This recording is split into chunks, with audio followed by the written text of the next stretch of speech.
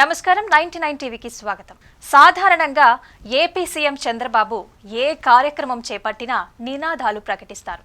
2024లో ఏపీలో కూటమిగా ప్రభుత్వాన్ని ఏర్పాటు చేసిన తర్వాత బోలెడు నినాదాలు ఇచ్చారు. వీటిలో Swarnandhra, Swachhandhra, vision 2047, P4 game changer వంటివి కీలకం. వీటి ద్వారా రాష్ట్ర స్థితిగతులని మారుస్తానని సీఎం చంద్రబాబు చెప్తున్నారు. అయితే ఇలాంటి నినాదాలకి తరచుగా దూరంగా ఉండే వైసీపీ కూడా ఇప్పుడు నినాదాల బాటని ఎంచుకుంది. అయితే ఇది సీఎం చంద్రబాబుకి పోటీగానా లేక పోయిన ప్రభావాన్ని తిరిగి దక్కించుకునేందుక అనేది తేలాల్సి ఉంది. వైసీపీ తాజాగా మేక్ ఏపీ గ్రేట్ అగైన్ అనే నినాదాన్ని అందుకుంది. పార్టీ ప్రధాన కార్యదర్శుల నుంచి నాయకుల వరకు, కార్యకర్తల నుంచి క్షేత్రస్థాయి నేతల దాకా అందరూ ఇప్పుడు మేక్ ఏపీ గ్రేట్ అగైన్ అనే నినాదం అందుకున్నారు. గత ఏడాది అమెరికాలో జరిగిన అధ్యక్ష ఎన్నికల్లో ప్రస్తుత అధ్యక్షుడు Donald Trump make America great again అనే నినాదం చేసిన విషయం మనందరికీ తెలిసిందే. అయితే ఇదే ఆయనకి బెడిసి కొడుతోంది.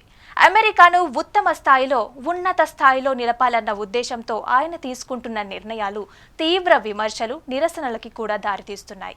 అచ్చు అమెరికా అధ్యక్షుడు తరహాలోనే మేక్ ఏపీ గ్రేట్ అగైన్ అనే నినాదాన్ని వైసీపీ అందుకోవటం గమనార్హం.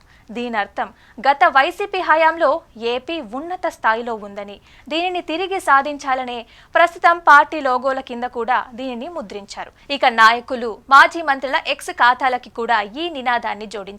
దీనిని బట్టి గత వైసీపీ పాలన, ముఖ్యంగా జగన్ పరిపాలనలో ఏపీ పుంజుకుందని చెప్పటమే పార్టీ సహా నాయకుల ఉద్దేశం. అయితే దీనిని ఏపీ ప్రజలు ఏ మేరకి అర్థం చేసుకుంటున్నారన్నది చూడాలి. ఇదిలా ఉంటే టీడీపీ నేతృత్వంలో కూటమి సర్కార్ మాత్రం గత వైసీపీ పాలన చెత్తగా ఉందని చెప్తున్న విషయం మనందరికీ తెలిసిందే. గత ఎన్నికల్లోనూ వైసీపీ కేవలం 11 సీట్లు మాత్రమే లభించుకుంది. అంటే వైసీపీ పాలన బాగోలేదనే కదా అని ఇటీవల కూడా టీడీపీ నాయకులు విమర్శించారు. మరి మళ్ళీ అదే పాలనని వైసీపీ అందిస్తుందన్న అర్థంలో నూతన నినాదాన్ని తెరమీదికి తీసుకురావటం గమనార్హం. తాజాగా వైసీపీ చేపట్టిన మెడికల్ కాలేజీల పీపీపీ విధానంపై నిరసనకి ప్రజల నుంచి మిశ్రమ స్పందన వచ్చింది. ఈ నేపథ్యంలో నూతన నినాదాన్ని పార్టీ అందిపుచ్చుకోవటం గమనార్హం. అయితే ఇది ఎంతవరకు ప్రజలకి ఎక్కుతుందో చూడాలి.